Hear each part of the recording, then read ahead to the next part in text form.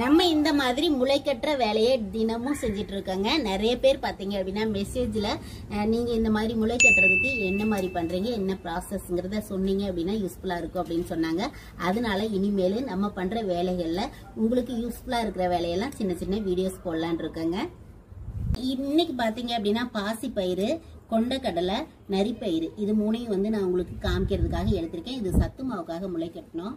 இதையெல்லாம் பாத்தீங்க அப்படின்னா 6 to 8 மணி நேரம் ஊற வச்சுக்கணுங்க.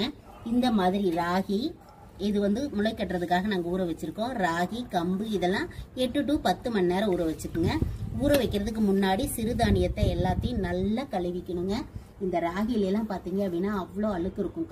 கழுவ பாத்தீங்க அப்படின்னா தவிடு மாதிரி ஒரு வெள்ளையா அழுக்கு வந்துட்டே இருக்கும். அதை ஒரு 10 தடவையாவது நாங்க கழுவிடுவோம். நல்லா கழுவுனதுக்கு அப்புறம் ஊற போட்டுருவோங்க. இது அப்படியே ஒரு 8 to 10 மணி நேரம் ஊறட்டுங்க. அடுத்தடுத்த ப்ராசஸ் பாத்தீங்கன்னா அடுத்தடுத்த வீடியோல வந்துட்டே இருக்குங்க.